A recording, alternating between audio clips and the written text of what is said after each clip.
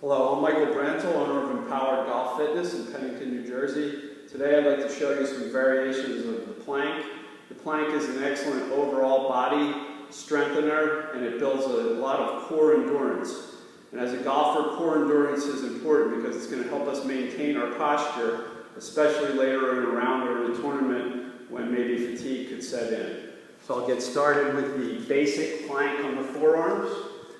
And we want to drop the elbows right below the shoulders, maybe slightly inside that line. Turn the thumbs up, neutralizing the forearms.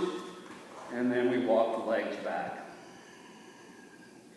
The abdominals are firm. Shoulder blades are protracting, moving to the outside of the rib cage. The head stays lifted with the spine, and the legs are tight. And you want to work up to holding that for a minute or more. A minute is good, 90 seconds is very good, and 2 minutes would be excellent. The next variation will be the side plank, and I go to turn the arm parallel to the front of the mat, roll onto the side, and then lift through the hips, and I'll show you that one from the side as well. So we get the forearm down, walk the legs back, stack the feet, lift through the outer hip band to the top hip, and lift through the down oblique to the up oblique area.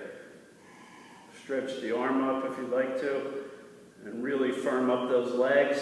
Pull the abdominal layer in, and keep the shoulder lifted away from the floor. And then obviously we would do the second side.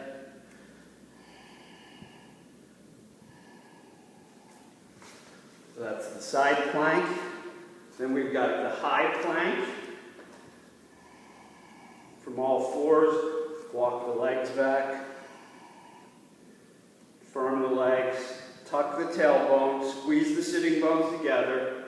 And just like the forearm plank, shoulder blades are separating to the outside of the rib cage. Now, if that's too difficult on the wrist, you could walk the wrist forward of all fours and then walk the legs back. And that's not as dramatic on the wrist bend. And you want to hold that as well for about a minute or so. And then we've got side plank on the hand. Walk the legs back. And get your feet and your ankle in line with your wrist.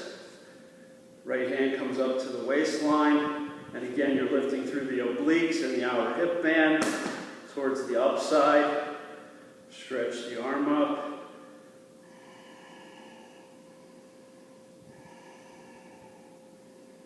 And then we would do the other side. See it from the back view.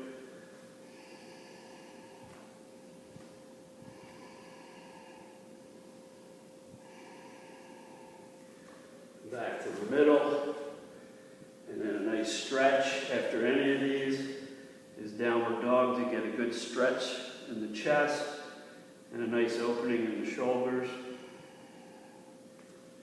Come down, and we've got one more. I've got a Swiss ball here, or a stability ball, and I put my forearms on the ball, walk the legs back into alignment. And squeezing firm with the forearms, keeping the abdominal layer super firm and tight, legs tight. And you may get a little shaking going in this one.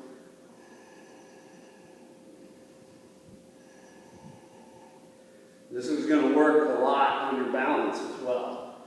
Because of the ball taking you out of balance, it requires more core synergy with the legs, with the arms. And work your holdings a little longer in that one as you progress.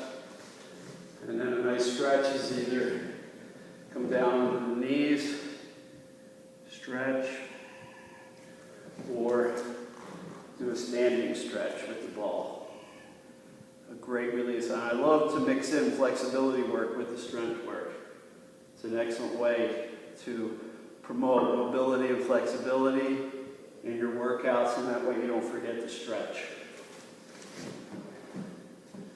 So there you have it.